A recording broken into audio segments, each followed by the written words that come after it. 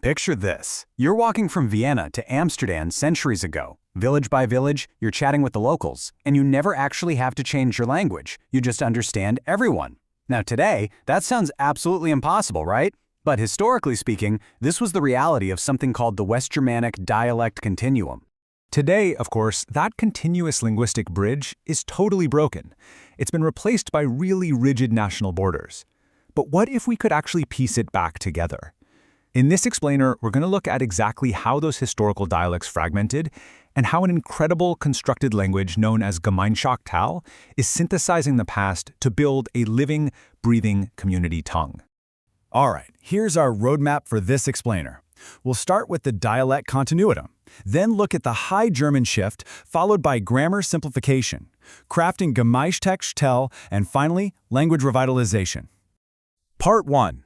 The dialect continuum. A bridge across Europe. This really is the foundation of our whole linguistic map. So, what exactly was this continuum? Think of it as a massive historical, geographic span stretching all the way from the Alps right up to the North Sea. There were absolutely no hard language borders back then. None. Neighboring villages could perfectly understand each other. The language just sort of morphed really smoothly and gradually, mile by mile across the continent. So, centuries ago, language was just this living, organic network. You simply tweaked your speech slightly as you traveled down the road. But the rise of modern nation-states totally severed that natural flow. Today, if you cross the border between the Netherlands and Germany, you hit this artificial, incredibly strict boundary between Standard Dutch and Standard German. Moving on to Part 2, the High German shift, the linguistic earthquake. If politics drew the modern borders, this event was the original fracture. This is where it gets really fascinating, because language evolution is almost like a mathematical formula. Let's take the ancient root word for two, which was twi. Up north, that T sound stayed unshifted. It became twi. But down south, it aggressively shifted to a Z sound, becoming swy. Now look at how Gemmeëntesch finds this perfect historical middle ground with swi. You see the exact same shift with the word for apple. It stays apple in the north, becomes apfel in the south, and Gemmeëntesch balances those historical boundaries beautifully. Part 3. Grammar simplification, leveling the rules through migration. Because when humans move, their languages drop the extra weight. See, when migrating communities interact heavily, like for example 17th century Dutch evolving into Afrikaans down in South Africa, they shed all the heavy baggage of their ancestors. Grammatical gender, completely gone. That complex European case system, eliminated. Afrikaans just uses a single universal definite article, die. Verbs don't even change based on who's speaking, and making words plural is incredibly simple. Just imagine the sheer relief for a language learner. Instead of memorizing specific, totally arbitrary gendered articles for every single object in your house and conjugating verbs differently based on exactly who is speaking, a streamlined language lets you just use die for all nouns and one single verb form for everybody. It's just so much more efficient. Which brings us to Part 4, crafting Gemmeëntesch, a synthesis of sound and structure. This is where history is intentionally reconstructed. You can think of Gemmeëntesch as an ultimate what-if tongue. It actively rebuilds that broken West Germanic bridge. How?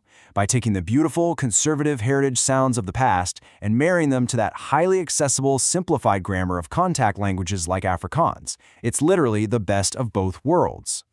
And the vocabulary snaps together like logical building blocks. Take Zeit, meaning time, add a linking sa, and attach book, meaning book, and you get Zeitboek, a calendar.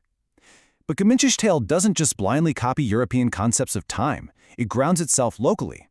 A perfect example of this is the Gemmeëntesch Zeitboek, an incredibly unique 13-month nature-based calendar rooted deeply in the ecological rhythms of South Africa's 9 provinces.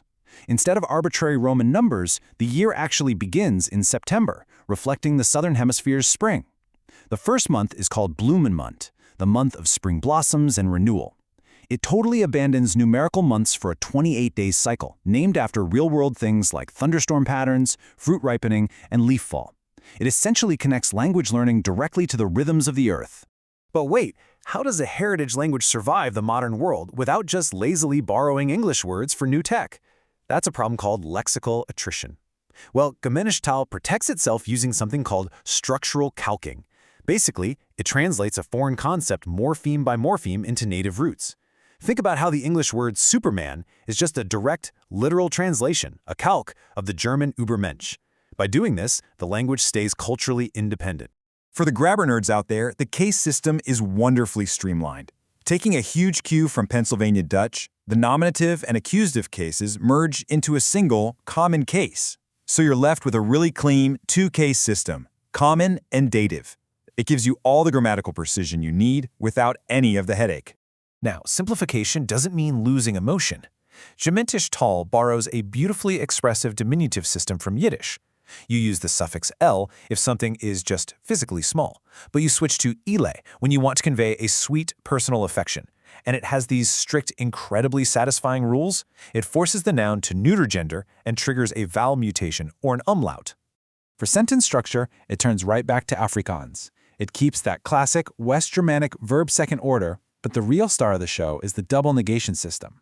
By literally bracketing a negative thought with a ni 1 at the start and a ni 2 at the end, it adds so much clarity and emphasis. You also never lose track of the action, thanks to differential object marking that specifically flags human targets.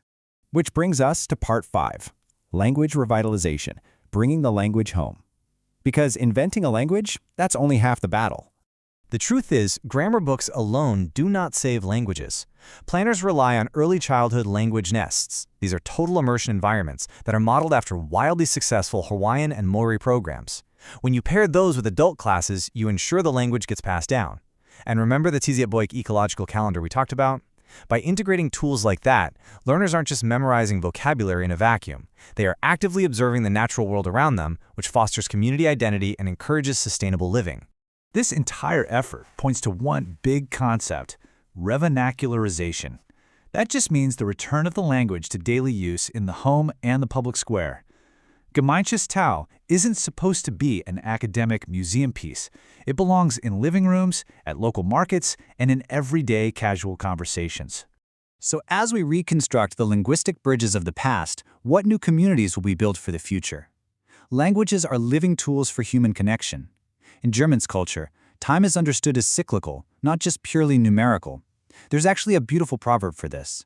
Die Zeit geht mit der Erde. Time moves with the earth.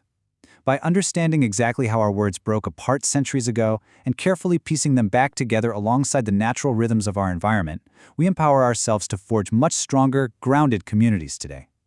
Thank you so much for joining me on this explainer, and keep exploring.